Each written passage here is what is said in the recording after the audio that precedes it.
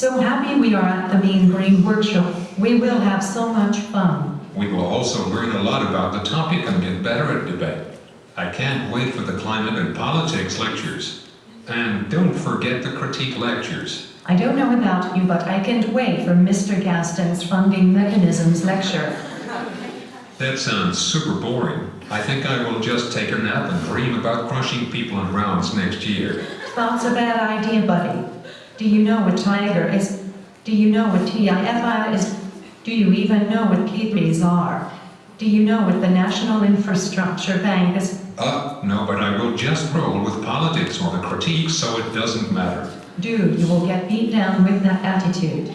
If someone turns your funding mechanism or even worse counter plans out of it with a pick, what will you do? Teams may do that. Now I'm worried. That's why funding mechanisms on the topic are important. We need to know how transportation infrastructure gets funded so we know the method our RF will use, possible DA links, potential case terms, and be able to predict counter plans. It's kind of a big deal. Okay, I'm convinced this could win me a few rounds, plus I heard Mr. Gaston is awesome anyway. Great, let's start the lecture, and don't forget to take notes.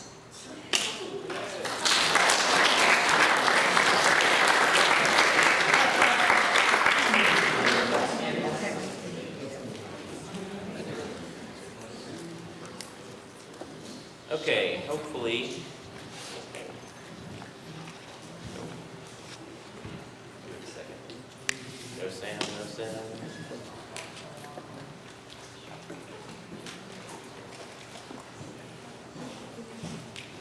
Hello? Hello? There we go. Hello. All right, hopefully the video was a little entertaining that you just watched, made from a website called Extra Normal. And what we're going to talk about today are funding mechanisms and transportation infrastructure, why those mechanisms are important and why they matter. Hopefully that video, showed you a little bit about why these things matter, but we're going to go into that, okay? So why does funding transportation infrastructure matter and how it's funded? A couple different reasons. One reason, it's real policy making. Funding and the avenues funding takes matter in politics and governing. Like that's something that real politicians and policymakers have to do. They have to determine where the money for programs comes, the avenues through which that money will go, and that funding will go. There are strategic reasons to know this information too. You want to hold the affirmative accountable on this topic.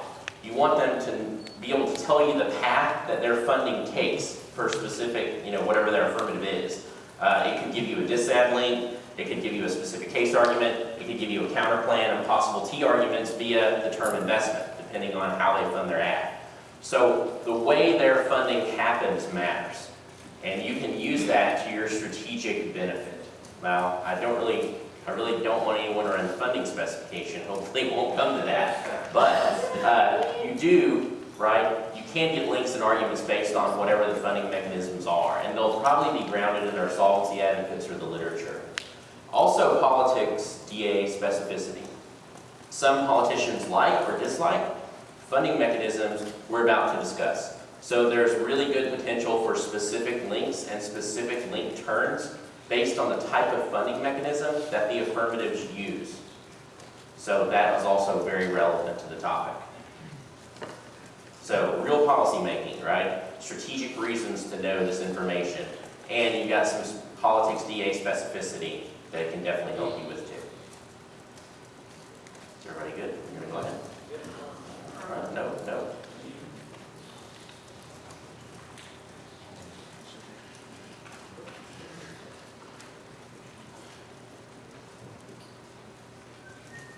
Okay, we're going to focus on 6 different areas. And if you don't get them all written down immediately, we'll get to them as we talk about each one of them. So these different areas are the Transportation Infrastructure Finance and Innovation Act, TIFIA, T-I-F-I-A.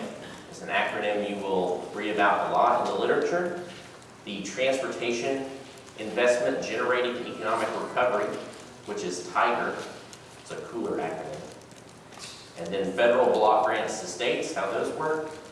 Public-private partnerships, and there's 2 different acronyms for that one. There's P3s, which I actually prefer, and there's one that's PPPs. I don't like that one. So P3, but if you're searching for those in the literature, some of them are listed, like that abbreviation, that acronym is PPP3. P3, or it could be P3 with an S. And we'll talk a little bit about the National Infrastructure Bank, which you already had a small discussion of. And then we're going to go over a few other types of funding mechanisms that are related to specific areas of the topic. Like I said, if you didn't write down each one of these, we're going to get to them individually. So, still here typing, lots of typing.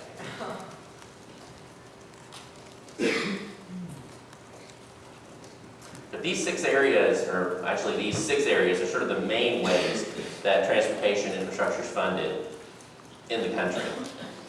And when we get to those other funding mechanisms, you'll see sort of the smaller ways that it occurs. So let's go to the first area, TIFIA, right? Transportation, Infrastructure, Finance, and Innovation Act. So what is TIFIA? It's a program that provides credit assistance for qualified projects of regional and national significance, okay? There's transportation projects. The goal of TIFIA, like why it was created, was to leverage federal funds by attracting private and other non-federal co-investment in critical improvements in the nation's surface transportation system. Because user-backed revenues like tolls were not enough to secure good rates on loans. Now let's talk about that for a second, what that means. Basically, transportation infrastructure projects are very expensive. It's expensive to build roads, highways, light rail systems, airports, ports, railroad. It costs a lot of money. So typically when these programs are done, they're not typically fully funded 100% by the federal government. It's like a combination of the federal government funding part of it, maybe state and local governments chipping in on funding, or private investment chipping in on funding that are going to have something to do with it, and because of the expense of the program. So when TIFIA was created, which was in '98, the goal of it was to basically leverage federal funds by attracting private and other non-federal entities like state governments and local governments into working together and using their funding plus the TIFIA funding to get the project completed. Okay, and this is one of the few things we have left in America that can fund major, large-scale infrastructure projects. So TIFIA can fund very large-scale, expensive projects. That's really what it was designed for, not smaller projects. Okay, it was established in the Transportation Infrastructure Finance Innovation Act of 1998. Now, what I have written down here, the goal is that user-backed revenues like tolls were not enough to secure good rates on loans. Like if you wanted to build a highway, right, if your state, you thought a highway needed to be built through a certain area, and you worked with a private company to get it done because it's too expensive for you to do a loan, and they were like, well, yeah, we'll build that highway because we can put in tolls on that highway and we can make a little money off of it, so we will chip in and pay for part of the cost, right? But a lot of times the projected money from that toll is very hard for like lenders to estimate like how much money they're actually going to get off the tolls, and so the rates that you can get on those loans were not very good. So TIFIA was established as a way for the federal government to act as the borrower to make it more stable and a better rate on those loans for those transportation projects, so it would be more likely that they would actually get completed. Okay? Now next, what is eligible for TIFIA? Okay? So what is eligible for this? According to the Department of Transportation, any type of project that is eligible for federal assistance through existing surface transportation programs. And this includes, and this is all from the Department of Transportation website, in addition, it includes all of these things too. International bridges and tunnels are included. Intercity passenger bus and rail facilities and vehicles. Publicly owned freight rail facilities. Private facilities that provide public benefit for highway users, which includes probably things like toll roads, right? And toll bridges. Intermodal freight transfer facilities, which are like ways you transfer freight, maybe it could be not over highway, even waterways, things like that. Projects that provide access to such facilities, and service improvements on or adjacent to the national highway system. Now notice that surface improvements could be a lot of things, and projects located within the boundary of a port terminal under certain conditions. Now this is on the Department of Transportation website. If you go there and you just type in like TIFIA, it will take you to the section of their website that's about TIFIA, and it will have this information on there. So if you didn't write every single one of those things down, you can find it there. And those are a lot of the things that are included. The projects have to be a minimum of $50 million, which is why they're sort of for more large-scale projects. Only 33% of the funding of the project can come from TIFIA. So if you have a project that costs $200 million, only 33% of that funding can come from TIFIA. The other, 66% it has to come from somewhere. It has to come from maybe a combination of private actors or the state government or something like that. But this is like one of the major mechanisms through which the federal government funds large-scale infrastructure projects. Question, yes? You said only 33% can come? Does Yes. that mean they have the option of funding up to 33%? Or is it Yes, I think it means up to 33% can, and it has to be a minimum $50 million project. So yeah, up to 30. So they could pay 1% of the bill? Theoretically, but I think that almost never happens. Usually people want the maximum amount for the loan because it decreases the risk of the private actor investment, right? Is there a clarification? 50 million is the cost of the whole project? Yes, 50 million minimum. Like if your project costs under 50 million, you're not eligible to apply for a TIFIA, like guaranteed loan. Okay, we're going to talk about the types of things that TIFIA does. Yes? So like, if you have a $49 million project, Sure. can you just add an addition on and then try to qualify? Well, I mean, if your project estimates that it costs 50 million or more, you can apply to use the TIFIA program. So if it doesn't cost that, no. So, I mean, yeah, I guess you could add stuff on, sure. It's very competitive, like what is accepted and what is not accepted in TIFIA, which we're about to find out. So let's go over, if you have a project that is accepted, what does the TIFIA do? Well, it offers 3 types of assistance for building infrastructure, okay? One is secured or direct loans. Secured or direct loans from the government. That's a direct loan from the government. It has a flexible repayment, meaning like you can sort of negotiate and be a little flexible about when you repay it. You don't have to do it immediately. Sometimes the government will let you wait till a couple of years after the project's completed, things of that nature. Can start up to 5 years after. It has a maximum 35-year term, which is the longest amount of time you can have the loan. Now this is a loan from the government, which means the government is making what off the loan? Interest, you're right. So the government, but the interest rate the government charges for this is much lower than the typical interest rate that they could get in the private sector, which is why it's a very attractive option. But the government, does get paid back.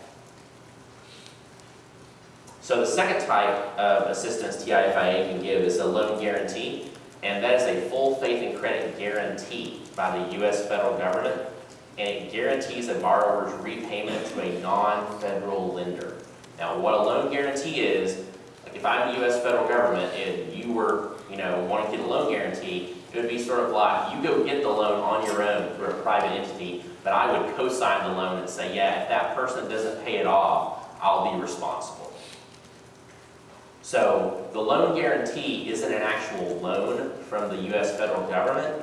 It's the government giving the transportation project and those building it a guarantee or a co-signer essentially, so that if they fail or the company goes bankrupt or the project fails or they can't repay their loan, the federal government will repay that loan.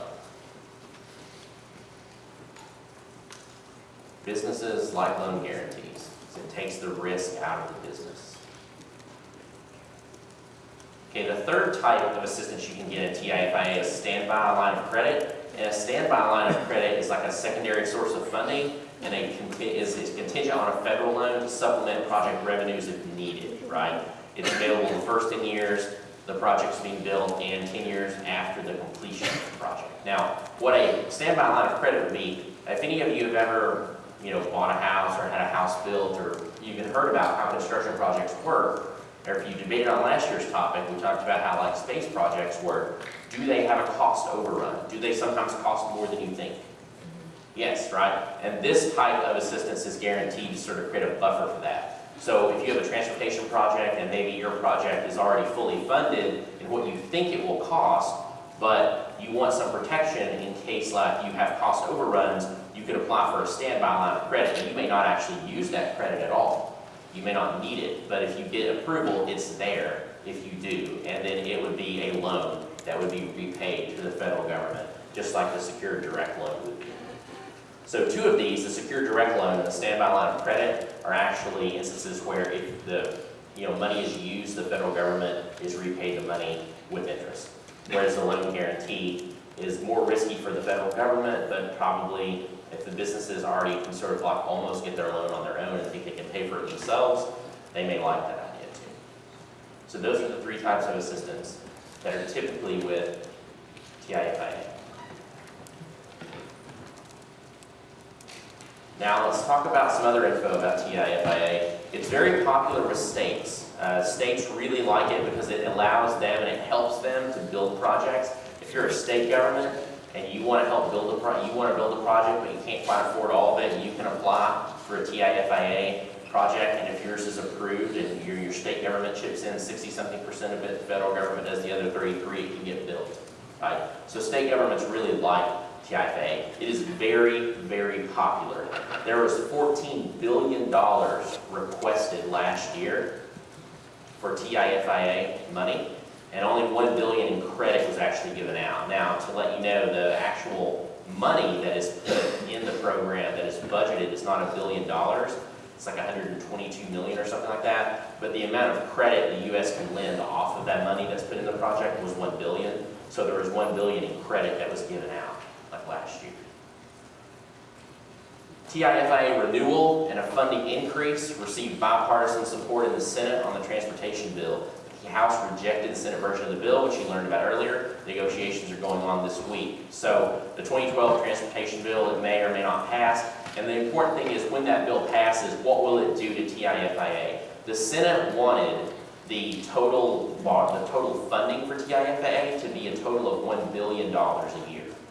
Okay? Now, like I said, TIFIA gave out $1 billion in credit, right, last year, but they did that with only $122 million. They were able to use that with the banking system to get $1 billion in credit. So if you had $1 billion in TIFIA, you could supply a lot more money, right, than we're currently supplying for these projects. And there's a huge demand for these projects. So depending on what happens with this House transportation bill, it is unlikely that TIFIA will get zero money because it's way too popular, but it is likely that it will not get the $1 billion that the Senate wanted to give it. And there will definitely be people that will write articles after this negotiation happens and this bill is passed about whether it was given enough money or not, and if it should be given a lot more money. And those are potential things that even could be affirmatives or used on affirmative cases. Very important. This transportation bill happening this week, and it's super, super important to the debate topic, as Tracy talked about earlier. Okay, how does this affect affirmative strategy? Okay, well, there's possible acts, right? You could increase funding or reauthorize TIFIA. If it's not approved, and it's not in the new transportation bill, it would definitely be a possible affirmative. If it is approved, but it's not funded very well, and there's a lot of people saying we should fund it a lot more because it could do a lot more things, that could possibly be an affirmative also. If it is reauthorized, like we said, insufficient funding, if it's reauthorized, the AF could potentially use TIFIA for funding. So if it is reauthorized, your affirmative, depending on what it is, if it's a specific thing, could potentially use TIFIA for funding, if you have solvency advocates that say that. And then there are really good politics link terms, and there are strong non-uniques with the TIFIA program. Why do I say there are strong non-uniques with the program? Because it's already been going on for since '98, and it's very, very popular, and it's not really had a lot of criticism like some of the other funding mechanisms we're going to talk about later. So it's got some really strong non-uniques to the program, and there's some really good politics link terms because a lot of people like them, and states also really like them too. So that could be relevant too as the topic sort of continues. These are, when I talk about the AF strategy and neg strategy related to these issues, these are just sort of like ideas, that may happen, may not happen, depending. Okay, negative strategy with TIFIA. You could potentially have a TIFIA trade-off disad.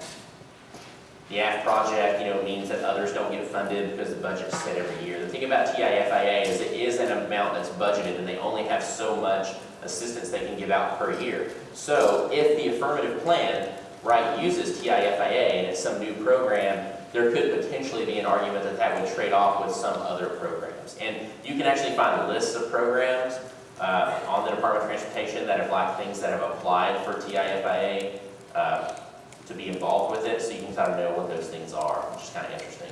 There's potentially TIFIA specific politics links we talked about before, just like there's people who really like it. There are probably certain people, certain senators, certain congressmen who really don't like it or don't think it's very good. There's also a potential counterplan that you could run depending on the ad. If the affirmative is something that would normally go through TIFIA, then you could counterplan out of, like, we always hear this in debate rounds, like funding is sort of an enforcement or normal means, sort of. Well, if the normal means funding of the plan is TIFIA, you could potentially counterplan out of the funding mechanism of the ad, and then you could run the TIFIA trade-off-ness ad as a net benefit. Now, the whole idea of a TIFIA trade-off-ness ad, we don't even know what's going to happen with that until this highway bill, this transportation bill happens. Then we'll know if there is a dis ad, if there's not. If it's funded, how much is it funded, right? And there's also TIFIA solvency turns and takeouts. There are people who talk about how the funding mechanism is not the best, but it is one of the more popular funding mechanisms, I will say that. People have probably less problems with it than a few other things.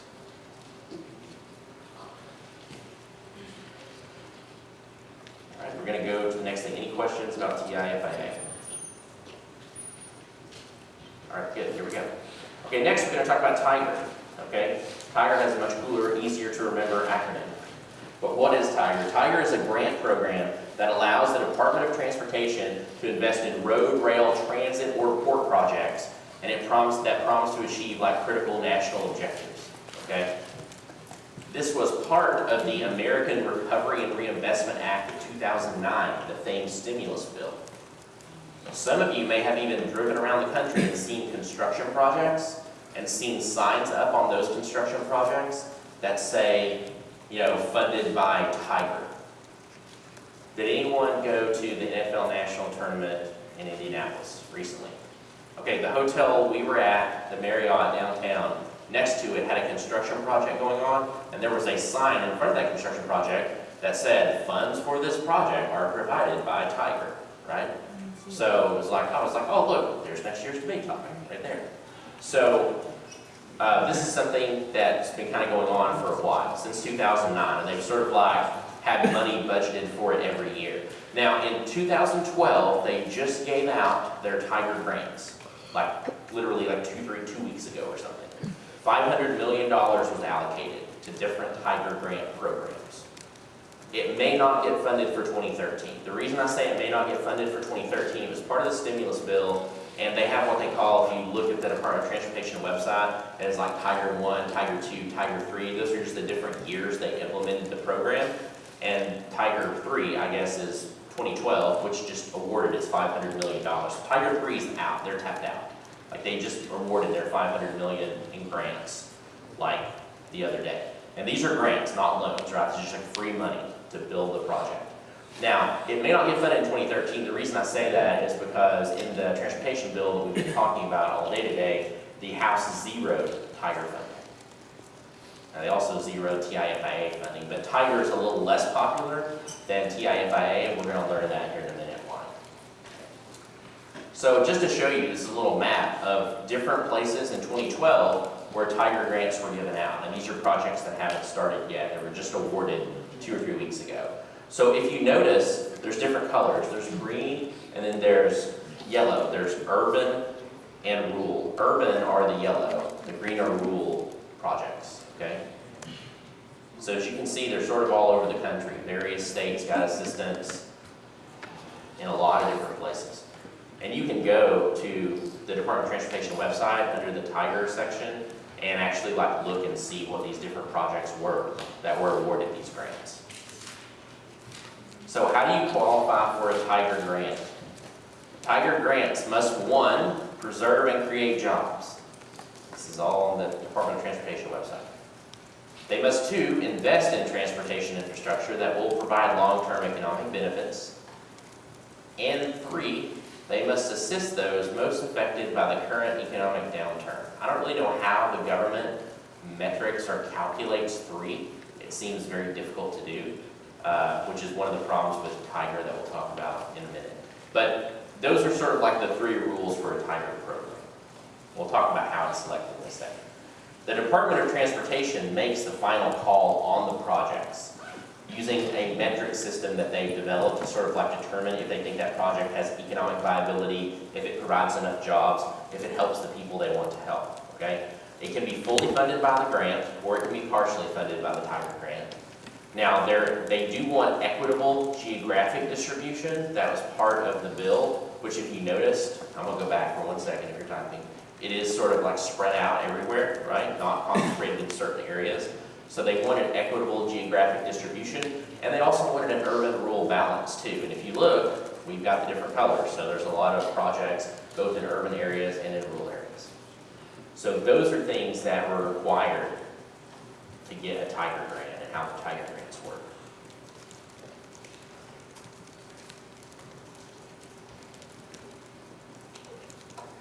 Now, affirmative strategy. So Tiger funding is also solved right in the Senate House battle. If it is, the Senate budgeted $500 million for it, the House was $0. So if it doesn't get passed, you could actually have an affirmative case that reauthorizes the Tiger program if you want it.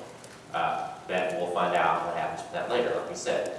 You could increase Tiger funding, or you could change the Tiger grant selection process. Now, TIFIA, we said, is very popular in the way they select and the projects they've chosen. There's not been a lot of controversy.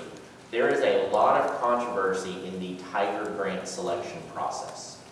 There are people, there are solvency advocates that are writing that the Tiger grants, if they continue, should have a different type of selection process than the one they have now. Okay? And the reason they say this is because the way that it is now, there's like a committee that basically the Department of Transportation totally decides. It doesn't really have anything to do with political parties and, well, it doesn't have anything to do with the GOP, which is one of the problems, is that the Department of Transportation, which is part of the executive branch, right, as you learned, they're sort of like deciding who gets and who does not get these funds. And one of the criticisms has been a super high disproportionate award of Tiger grants to Democratic representative districts. So if you are in a district represented by a Democratic House or Senate member, you are much more likely to get your Tiger grant. So that is one of the big controversies, which is also why the GOP in Congress and the Senate are not the biggest fans of Tiger, because it is totally controlled by the Department of Transportation people. Demand for Tiger grants is pretty huge though. Like a lot of people want them. So, because it's free money to build stuff. So it's very popular. So in the event that it is zeroed out by Congress or not funded in the new the new transportation bill, it would definitely be an act that I think you can find evidence for later, in the coming months, depending on what happens with that. Negative strategy, right? There's politics links for Tiger are funding. It's not very popular. GOP in Congress, which we just talked about, they pretty much really dislike it because they think the system, the way the grants are awarded is sort of unfair, and it typically gets awarded to more Democratic districts. They don't like that. There's potentially a Tiger trade-off this ad, and this would sort of like, if you get an AF this year, right, if Tiger's not extended, and you get an AF this year, and you just claim you would use 2012, Tiger funding, those awards are already allocated, so you would push out one or more of those programs. So there's potentially a disad there, depends on what happens with the transportation bill. And there are a lot of turns and takeouts. Like I said, there are lots of criticism of the Tiger grant selection process. There are people that write the economic analysis, the metrics that the DOT uses are bad and flawed, and they don't really project economic growth or job growth very well. And there's people that talk about how the selections are super partisan.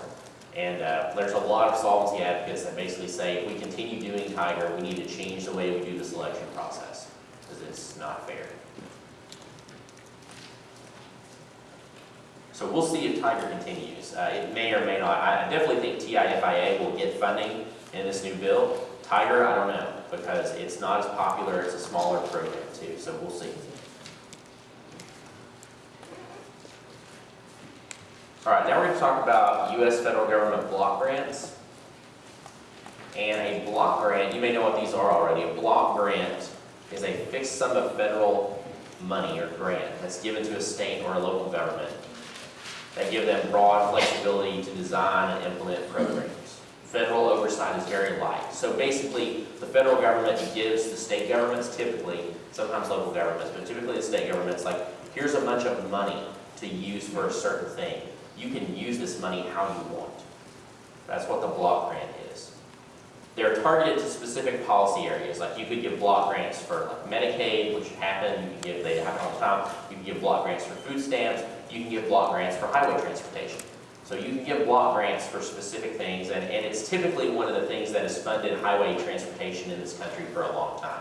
90% of the interstate highway system were funded by these types of grants. So if you've driven on the interstate, ever, right? Like that's because these grants exist. So typically the government will give like block grants to states and say, hey, here's this funding to use for improvements to the interstate system in your state. And then the state themselves can design and figure out where they want to use that money. Now, why might that be beneficial, right? If the states have control of the money, the idea is that they maybe have a better sense of what projects in their state needs to be improved over others, more than the federal government. So then they can like use that money to prioritize the things that they think are the most important. Another interesting thing is the first two block grants were approved in 1966, and they basically continued through all presidential administrations. Different types of block grants that kind of happened throughout. So block grants, large sum of money, targeted to specific things like highway systems. You can give a block grant for bridges. You can have block grants for waterway transportation, for ports, for specific things. So, AF strategy, right? An increase in federal block grants for highway transportation. Could it be a potential AF? Or you could establish a categorical block grant to the states to do X. X being some specific thing, like the interstate highway system, or like bridge repair, or to fix a dam. So that could potentially be an affirmative. Now, there's some sort of a debate maybe that if you just give block grants to the states, is that the United States federal government increasing its transportation infrastructure?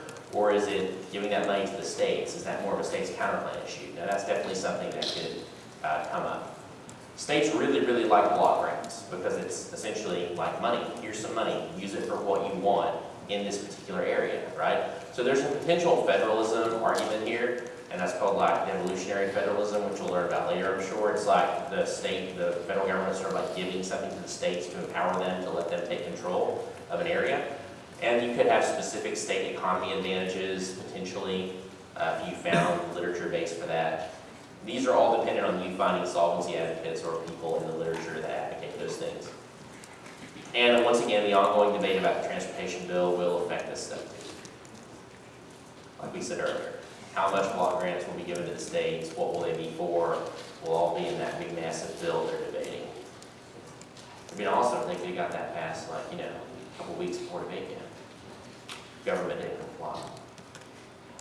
All right, negative strategy. So, could be the solvency mechanism for a counter plan, potentially, right? You could have the U.S. federal government establish block grants to the states to do the act, potentially. Question? Sorry, I had a question about the app strategy. Yes. You know how you mentioned how the states will block grants and have those like economic advantage in specific states? You could. Wouldn't that mean it would lack an economic advantage because it only have an economic advantage to that state, so we're necessarily. If you find evidence that like that state's economy is like critical for the overall economy, and that evidence exists for certain states, like large states with big economic areas, California, Texas, places like that. I mean, yeah, you can find that literature.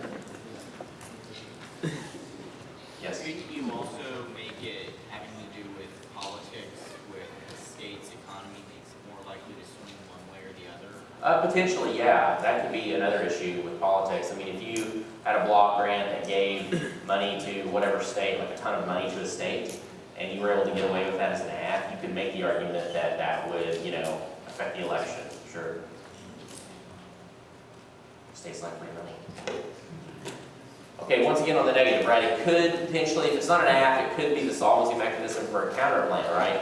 You could have the U.S. federal government create a block grant, give it to the states to do the act. So, there's an argument, I guess, like you might get away with running it as an act. The block grants have been typically used by the U.S. federal government for transportation infrastructure for years. There's potentially a way you can use it as a counterplan depending on what the affirmative debate is. Solvency takeouts and turns, there's some good arguments there about block grants, whether they're useful or not. Some people say there's a lack of accountability with block grants. So if you give the block grants to the states, you don't really know if they're going to use them for the right things. A lot of times state politics are maybe corrupt. And so money in the state will get sort of just distributed to pet projects of legislators in the state instead of areas that critically need it in the state. So there's some arguments there about why those block grants could be bad or not very effective, depending. And then there's politics links, obviously. Depending on the size of the block grants, they could cost a lot of money. And depending on, where you give the block grants, that could affect like election links and things of that nature too. Everybody good? Any questions on block grants? No? Okay. All right, next we have public-private partnerships. Another way things are funded. Public-private partnerships, also called P3s or PPPs. Please call them P3s, I think that's easier. They're contractual agreements that are formed between a public agency and a private sector entity. Now I'll read this and then I'm going to explain it a little bit. The public government actually owns the project, right? But the private entity will pay the government to lease the project, to operate it and or manage it. Now, the way this works, toll roads and bridges are a great way to think about this. So let's say that there's a road that needs to be built, right? And the state government or the federal government doesn't want to pay for that section of interstate to build that road. And then say you're a private company and you jump in and you say, hey, we will, if you build that road, we will lease it from you. We will pay you money to lease that road for like 20 years. And we'll make an agreement and give you a bunch of money and you can use that money to help finance the project and build it. And in turn, we will turn it into a toll road. So a lot of toll roads that you drive on are actually public-private partnerships. So what happens with this is that the private company helps with some of the costs of building the infrastructure, right? The transportation infrastructure, because they contribute to, they give money to lease it or to manage it or run it, and the government uses that money, the public does, the government, to help with the financing and building of it, right? And then it's basically that company leases it. Usually in those lease agreements, you have obligations, like they have to, have a certain type of upkeep. They have to keep the road or the bridge, meeting all safety inspections and things like that. And sometimes they have rules about how much they can charge for tolls, and sometimes they don't. And so, how many of you have ever driven across, have toll roads or toll bridges where you live, and you've noticed that sometimes the price has gone up? Has anyone ever noticed that? Yeah. A lot of those could be P3s, and they could have gone up because the company that runs them just wants to make more money, which is something that they can do. So, obviously, this is one way that roads and stuff are built, right? Roads, bridges are very typical with this. This is sort of the main way that they're built. Or not the main way they're built, but they're the main people who typically will do public-private partnerships, roads and bridges.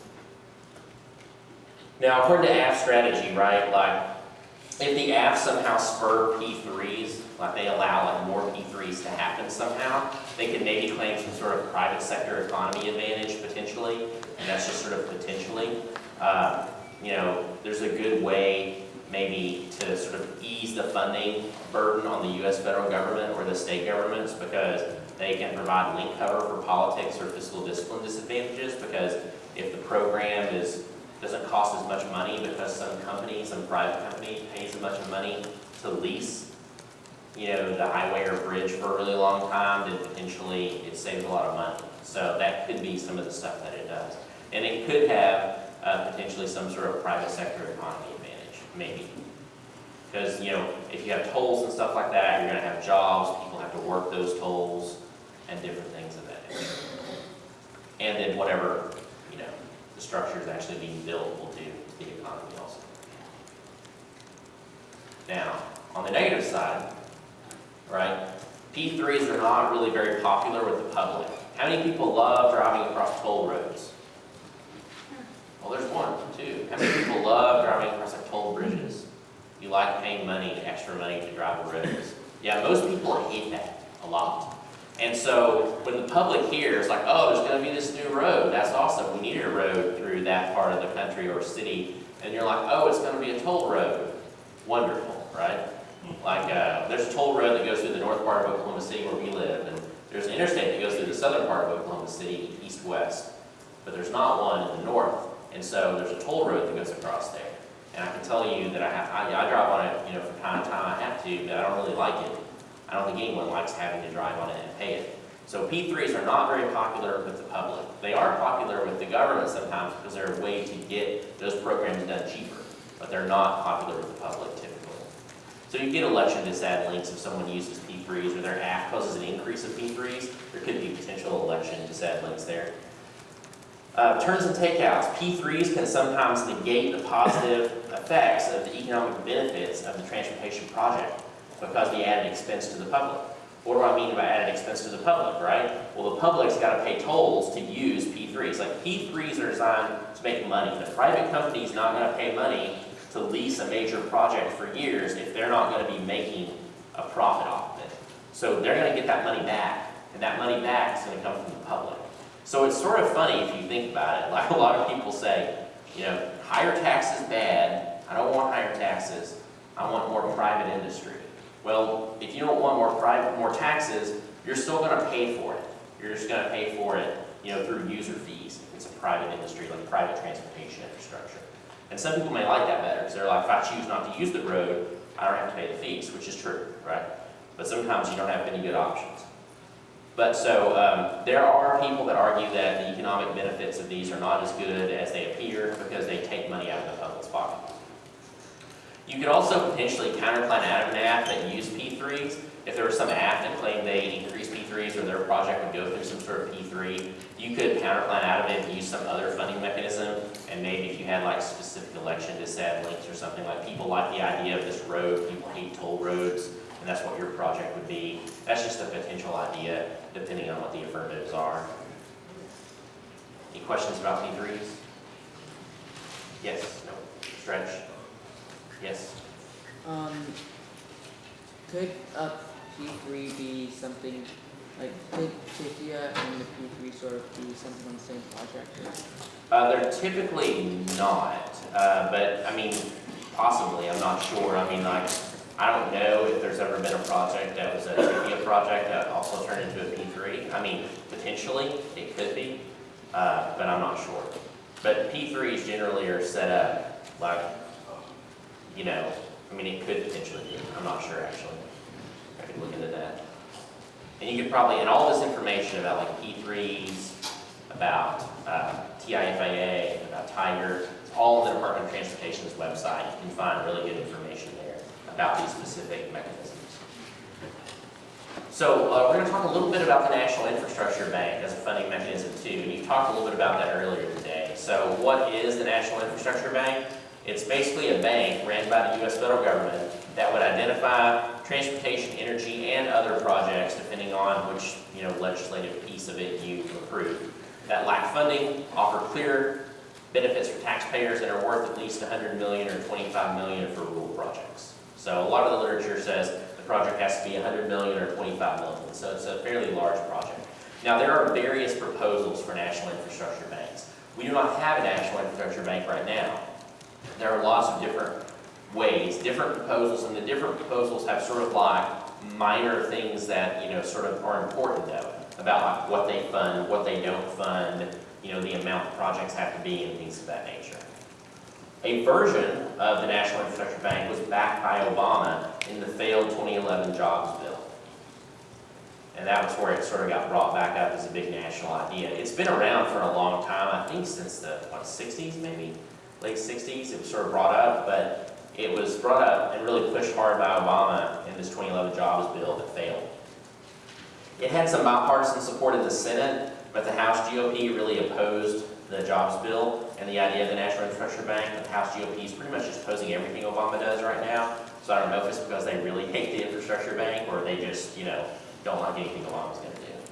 But this is sort of some information about how a lot of it would work. Like I said, there are different proposals, so they're a little bit different each time. So how does it work? Congress would fund the bank with $10 billion of startup money to capitalize the bank. So startup money costs $10 billion, and that's the thing that most people in Congress that don't like it sort of are opposed to, the idea of like the $10 billion to start it up, the people that don't like it. Loans are then made by the bank that would be matched by the private sector investments or money from local governments, so the bank provides half or less than half of the total funding. Now, like I said, there are different versions of infrastructure banks. Maybe there are some versions that could provide more than half of the total funding, I don't know. But that was some of the stuff that I had read earlier. The projects would generate revenue to ensure repayment of the loan. That was in the one Obama designed in the jobs bill. The decision about how the projects are approved would be made by a seven-person board of governors.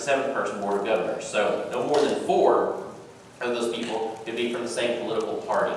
And there's a CEO that's chosen by the president. So it is a little bit bipartisan, but the party sort of like in charge definitely gets the majority of seats on it. Yes? So, like there were, so 3 governors would, A 7-person board of governors. Okay. So 4 of them could be from one political party, 3 have to be from another, and one of them will be the CEO, or there is a CEO, that's the chief executive officer. so say that, I don't know, the CEO is, independent, and then there's 3 governors, 3 Republican, 3 is Democrat? There Is could be that how- 4, is that no, how- it's like 4, I believe it's 7-person board of governors and a CEO separately. Oh, Yeah. okay. So the board of governors probably does the voting on what's approved and what's not approved. And that was just in one of the bills, right? Like I said, there are different transnational, national infrastructure bank bills that sort of set it up in different ways. But this is one of the methods. So some interesting things like affirmative strategy. 1ACs, you could create a national infrastructure bank with economy and competitiveness advantages just like your pre-institute files, which you already have, right? 1ACs that use or create a national infrastructure bank could potentially have modular advantages, meaning they could have different advantages for different things, like they could be switched in and out, like they could have a ports advantage, highways, high-speed rail, because the bank ideally would be able to finance lots and lots of different types of projects. So like you could debate, like say you were at a tournament and you debated 2 teams that ran a national infrastructure bank app. Well, one team, their whole app could be like a ports advantage and like, an airport advantage or something. And another team you debate could have like a highway, version of like a high speed, of like the infrastructure bank app, and just an economy advantage. So there's a lot of different advantages because it sort of funds all types of transportation infrastructure. And there's a lot of literature on this mechanism. It has the possibility to fund really large-scale projects too, which TIFIA also does. But we don't have too many things that are set up to fund really large-scale projects. So there's a lot of literature about this, which makes it a great area to research on the topic. Negative strategy. So politics. There's a huge partisan divide on this issue with the House GOP and Obama. House GOP really, really don't like this. So you could probably get some good capital or bipart links. There's also public popularity links for elections. So there's probably some issues with the public. I don't really know what the public's pulse is on the National Infrastructure Bank. The public in general tends to like infrastructure projects because they send that as like things that directly benefit them. So there's definitely research to be done there. Case takeouts and turns. There is a robust literature base, like we said, on the National Infrastructure Bank. So there's really good arguments for and against the bank. There are, as many people that think the bank's probably a great idea, there are a lot of people who don't think it's a good idea. And so there's really good evidence you can find that relate directly to the case. So if you debate an affirmative that is a National Infrastructure Bank Act, there should be a lot of really good case debate in those rounds. And there's also a potential for a state infrastructure bank counterplan. Some states already have their own infrastructure banks, like Ohio has one for sure that I know, and I believe, I don't know if Illinois has one, I'm pretty sure Massachusetts has one, but some of them do and some of them don't. So potentially you can have a counterplan to create state infrastructure banks and maybe give money to them to let them make their own decisions about how things should be done in their states, instead of the federal government deciding what projects should and should not be done. So that's just a potential idea. You ready? We're almost done. All right, now we're going to talk about other funding mechanisms, okay? There's 5 I want to get into about different areas of the topic, and we'll just explain them a little bit. So the first one is the Highway Trust Fund, and many of you may have heard of that before. It's a federal transportation fund that receives money from a federal fuel tax.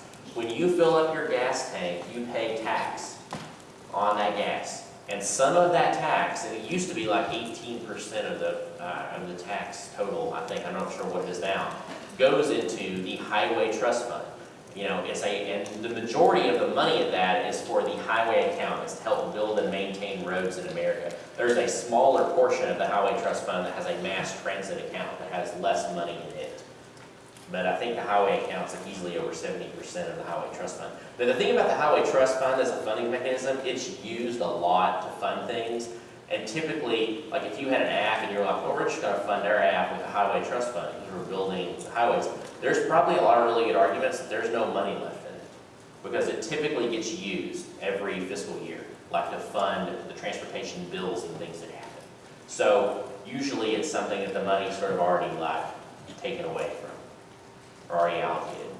The second thing is the Railroad Rehabilitation and Improvement Financing Program, the RRIF. It is direct federal loans and loan guarantees to finance railroad infrastructure. So if you decide later or whatever that you want to work on a railroad affirmative, then this is an area you want to look into because this is how most railroad projects in America are funded, through the Railroad Rehabilitation Improvement Financing Program. They build and maintain and fix railroads. What they do. Next is the Inland Waterway Trust Fund. Just like there's a highway trust fund, there's a trust fund for the inland waterways in America.